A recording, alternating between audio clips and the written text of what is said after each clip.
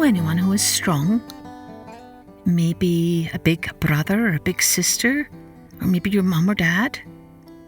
How are they strong? Can they lift you up in the air? Or maybe they can lift up your big dog into the back of the car? Are they that kind of strong? I wonder, do you think there are other ways of being strong? Hello everyone, I'm Kathleen Pelly. Welcome to another bonus episode of Journey with Story. Today's story is a Native American Indian story about a grandmother spider who, even though she's old and frail and small, proves her strength in a special way. Let's take a journey with Grandmother Spider Brings the Light. Long, long, long ago, when the earth was very new, the animals had no fire, no light. Everywhere was darkness, darkness, darkness. The animals couldn't see where they were going, and they were always bumping into each other. Hey, watch it! You just stepped on my toe. Get off my tail. Ouch! One day, Raven came swooping down into the forest. He called for the animals to come together, for he had big news. I've seen it, he called. Fire! It is beautiful, full of colour. Colour? Cried the animals. What is colour? For without light there is no colour. And heat! called the old man Raven. Heat? Cried the animals. What is heat? For they had only known the cold of the dark. Someone must go and bring fire back, so we can all enjoy it, said Raven. The animals looked at one another. And just where did you say that this fire is? At the edge of the world. It is a long way away, but someone must go. So Possum came forward. I will go. I will bring the fire. Ha! Possum was small, but he was quite the little warrior. He was fearless. Now, Possum knew nothing about fire, so he did not prepare. The animals cheered as he ran, "Bukata, bukata, bukata."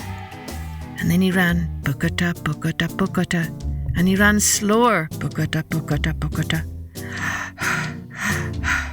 Poor Possum was out of breath by the time he reached the edge of the world. But there it was, a lake of fire with orange and red and yellow flames, just like Raven told him. Because Possum did not know about fire, he stared at it, mesmerized by its beauty. Poor Possum's eyes became dark and singed.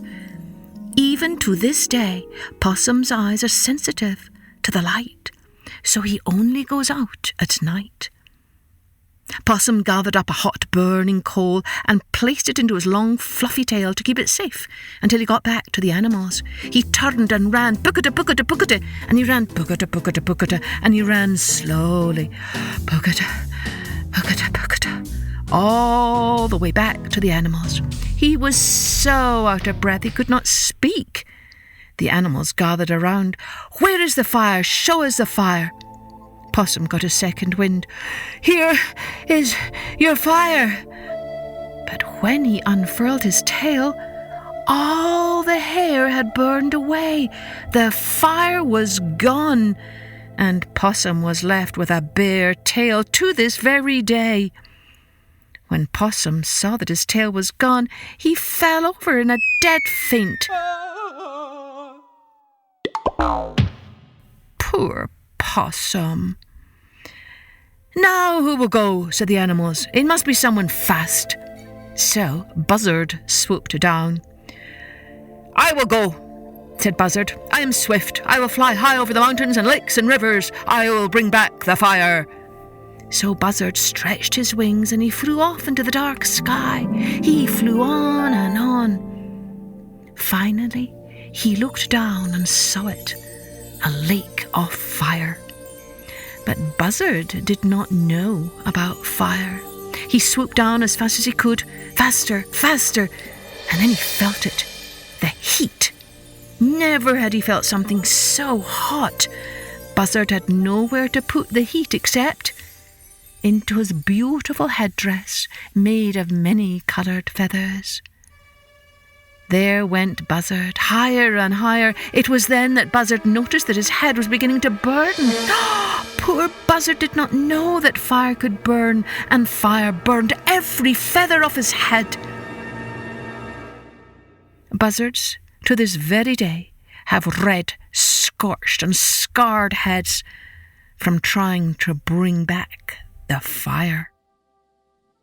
Of course, when he got back, he had to tell the animals what happened to the fire. The animals felt sorry for Buzzard. Other animals tried, strong, fast, wise animals, but they all came back, bearing a scar and no fire. Finally, one day, Grandmother Spider came forward. "I will go," she said in her weak, humble voice. "What?" cried the others. "You will go? Ha!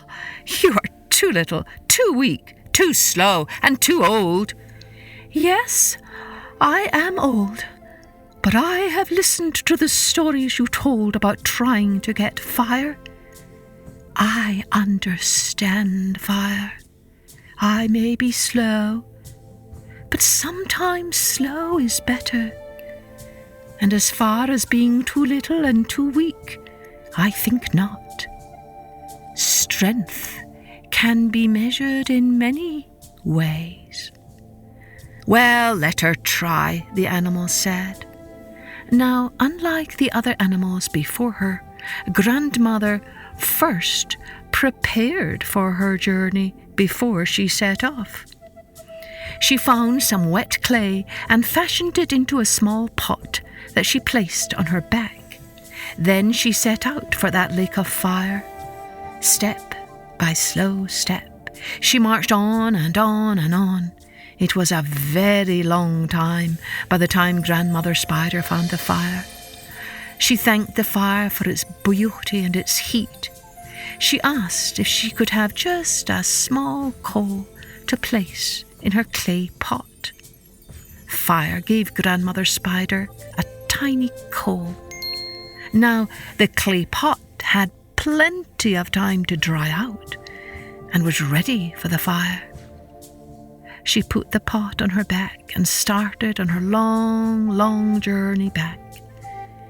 As she walked, the coal grew bright, firing the inside of the pot to make it strong. Finally, Grandmother Spider came home to her animal friends. They gathered around. "Grandmother, Grandmother!" they cried. "Where is the fire?" "Oh, now be patient. Gather some dry sticks and leaves and logs for me." Quickly the animals did as Grandmother said. Then she carefully poured out the red-hot coal onto the wood. Immediately it burst into flames. The animals cheered. "Yes, Grandmother Spider, you have brought us the light." In Grandmother's wisdom, she took some of the sparks from the fire and placed them inside trees and rocks so that others could make fire without going to the lake of fire. Grandmother Spider was very, very tired, but she knew she had one more thing to do. So she took her pot and she put in 2 coals and walked to the top of a tall mountain. There, she threw the larger piece into the sky, and that became the sun. Then she threw the smaller piece, and that became the moon. She then took the sparks at the bottom of the pot and threw them into the air, and they became the stars in the sky. She then spun a web around the universe. To this very day, she pushes and pulls on that web so that the sun and moon and stars move to provide us day and night and the seasons of the year. It was Grandmother Spider who taught us many things. She taught us about pottery and weaving. She taught us about fire and light and dark. She taught us that we are all connected on the web, each one of us having our place in this world.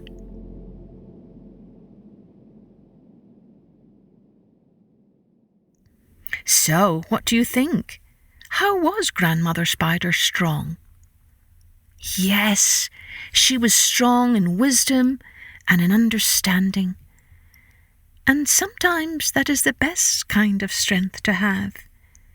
Even if we're not a grown-up, and even if we're not physically strong enough to lift a heavy weight, we can be strong inside, in our hearts and souls and minds, and we can learn things and try hard to be kind to others. That's a very special way of being strong. So, let's all try and be strong for one another in these sometimes discombobulating days. And remember, all will be well, all will be well, and all manner of things shall be well. Cheerio then. Join me next time for Journey with Story.